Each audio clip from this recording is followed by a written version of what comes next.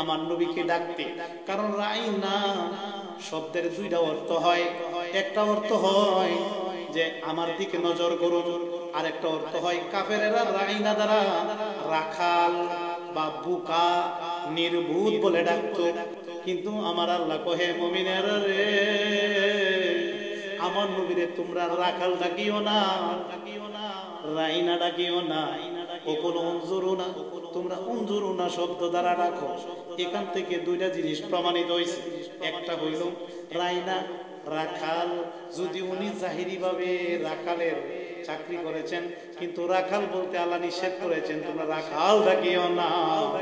কারণ রাখাল যদিও রাখালের চাকরি করেছেন, এটা সুন্নতে আম্বিয়া, নবীগণের সুন্নত পালন করার জন্য উনি করেছেন, কিন্তু আসলে উনি রাখাল নয়, উনি হলো রাহমাতাল লিল। উনাকে তোমরা রাইনা ডাকিও না, উনজুরু না শব্দ দ্বারা না করো। এখান থেকে আরেকটা জিনিস বেরিয়ে আসছে, রাইনা ডাকলে নবীজির শান ছোট হয়, আর উনজুরু না শব্দ দ্বারা ডাকলে নবীজির শান বড় হয়, উঁচু হয়। তারা এই আয়াতে কারিমা দ্বারা কি প্রমাণ হলো? আমার নবীর শান কি আল্লাহ কমাইতে চায় না বাড়াইতে চায়? আল্লাহ যদি সৃষ্টিকর্তা হইয়া নবী পাকের সম্মান বাড়ায়, আমরা কি নবীর গোলাম হয়ে, নবীর উম্মত হয়ে নবী পাকের সম্মান কি আমরা কমাইব না বাড়াইব? কিন্তু দুঃখ লাগে রে বাবা, এমন কিছু আলেম নামে জালেম বের হয়ে গেছে, নবীজি সম্মান বাড়াইবে দূরের কথা, নবীজির সম্মান কমাইতে কমাইতে কমাইতে কমাইতে এখন নবীজিরে আমরার মতন সাধারণ মানুষ বলা শুরু করে দিছে। ধরে বল নাউজুবিল্লাহ, আওয়াজ দিয়ে বলুন আমার নবী সাধারণ না অসাধারণ? আরে ভাই, আমার নবী কেমন ভরসা একটু পরে বলছি। কিতাবের নাম লিখিনি, কিতাবের নাম কাসায়েসুল কুবরা। কিতাবটা লিখেছেন আল্লামা জালালউদ্দিন সুয়ুতী রাহমাতুল্লাহ আলাইহি, যিনি তাফসীরে জালালাইন লিখেছেন। আল্লামা জালালউদ্দিন সুয়ুতী কে জানেননি? যিনি আমার দয়াল নবীকে ৭৫ বার স্বপ্নে বইরা দেখছে। এই আল্লামা জালালউদ্দিন সুয়ুতী লেখেন, ও পৃথিবীর মানুষরা দেখো আমার নবীর কত বড় শান, আমার নবী কত বড় মর্যাদা দেখুন। জিবরাইল আমিন অনেক নবীগণের কাছে ওহী নিয়ে আসছে। কোন কোন নবীর কাছে জিবরাইল আমিন আসছে ১ বার, কোন কোন নবীর কাছে জিবরাইল আমিন আসছে ৫ বার, কোন কোন নবীর কাছে জিবরাইল আমিন আসছে ১০ বার, কোন কোন নবীর কাছে জিবরাইল আমিন আসছে ২০ বার, কোন কোন নবীর কাছে জিবরাইল আমিন আসছে ৩০ বার, কোন কোন নবীর কাছে জিবরাইল আমিন আসছে ৪০ বার। ইহার উপরে নয়। আর আমার আপনার নবীর কাছে জিবরাইল আমিন আসছে বাবা ২৪,০০০ বার। তাহলে আমার নবীর মর্যাদা সব নবীগণের চেয়ে কম না বেশি? শুধু তা নয় বাবা, আল্লামা সুয়ুতী এই কিতাবের মধ্যে আরো লেখেন, সুলাইমান নবীকে আল্লাহ দিলেন ৩টি মুজিজা, ঈসা নবীকে দিলেন আমার আল্লাহ ৫টি মুজিজা, মুসা নবীকে দিলেন আমার আল্লাহ ৯টি মুজিজা, আর আমার আপনার নবীকে দিলেন আমার আল্লাহ ৩,০০০ মুজিজা। তাহলে সব নবীগণের চেয়ে আমার নবীর মর্যাদা কম না বেশি? আল্লামা সুয়ুতী আরো লেখেন, সব নবীগণ আল্লাহর দরবারে যেতে চায়, আল্লাহর সাথে মেরাজ করতে চায়, আর সে মুআল্লায় যেতে চায়, আল্লাহ নেয় না, মেরাজ পড়ায় না। আর আমার আপনার নবী আল্লাহর কাছে যেতে চায় না। এরপর আল্লাহ জিবরাইলের মাধ্যমে উম্মে হানির ঘর থেকে দাওয়াত কইরা নিয়া জামাইয়ের মতো সাজাইয়া আরশে মুআল্লায় নিয়া আমার নবীর সঙ্গে আমার আল্লাহ ২৭ বছর মেরাজ করেছে। তাহলে কি বলেন, সব নবীগণের চেয়ে আমার নবীর মর্যাদা কম না বেশি? আল্লাহর রাসূলকে যখন সৃষ্টি করে বলুন, আল্লাহর রাসূলকে যখন সৃষ্টি আহা বন্ধুকে বন্ধু দেখেন মায়ার নজরে, বলুন বন্ধুকে বন্ধু দেখেন মায়া দেখেন। হায় হায় সেই নবীজির উসিলায় সব সৃষ্টি হয়েছে, বলুন সেই নবীজির উসিলায় সব সৃষ্টি হয়েছে। নবীজি আমায় পাগল, এ বলুন নবীজি আমায় পাগল করেছে। গেছে। বলুন নবীজি আমায় পাগল, এ বলুন আমার নবী হলো নূরের নবী, বলুন আমার নবী হলো। হায় হায় উম্মতের আমল তিনি দেখেন সবই, উম্মতের আমল তিনি সবই। সেই নবীকে দেখার আমরা সাথী জেগেছে, বলুন সেই নবীকে দেখার আমরা সাথ জেগেছে। নবীজি আমায় পাগল, এ বলুন না। কত বড় শান বাবা, দেখুন এই কিতাবটা লিখেছেন, দেওবন্দীদের আখাবির। সারা বাংলাদেশে যত জল্লাইন আছে, যত মনে করেন কওমি হেফাজত আছে, সবার মাথার তাজ নুরুল ইসলাম উলিপুরির মতন হাজার হাজার আলেমদের মাথার মুকুট, যাকে তারা হাকিমুল উম্মত মনে করে, যাকে তারা এই আখাবির মনে করে, যার নাম আশরাফ আলী থানভী।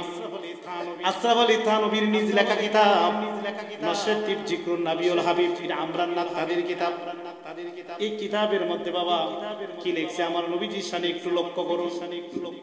এখানে পৃষ্ঠা হলো বাবা 182। জুড়ে বলুন কত? আমি কিতাব নিয়ে আসছি, যদি মিথ্যা কথা বলি জিহ্বা কেটে ফেলবো। আর যদি এই কিতাবে থাকে রে বাবা, মানুষকে গুমরা করবেন না, পথভ্রষ্ট করবেন না, নবীজির সম্মান মসজিদের মধ্যে তুলে ধরবেন। কি বলেন, ঠিক না বেঠে? আজকে তাদের বড় হুজুরের কিতাবে কি লেখে একটু পড়া শোনাই। আশরাফ আলী থানভী হুজুর আমার নবীর ব্যাপারে কি লেখেন? আপ সাল্লাল্লাহু আলাইহি সাল্লাম কি কুওয়াত বাসর ও বসরিয়ত কি বয়ান মে আমার দয়াল নবীর দৃষ্টি এবং অন্তর্দৃষ্টির বয়ান। সুবহানাল্লাহ বলুন না। এখানে বয়ান করতে গিয়ে উনি লেখেন আপ সাল্লাল্লাহু আলাইহি সাল্লাম জুলুমাত আন্দার হে মে উস তরু দেখতে তে জুস তরু রোশন মে দেখতে তে। সুবহানাল্লাহ বলুন। আশরাফ আলী থানভী হুজুর লেখেন আমার আপনার নবী এমন একজন নবী ছিলেন, যিনি আলোতে যেমন দেখতেন অন্ধকারে এমনই দেখতেন।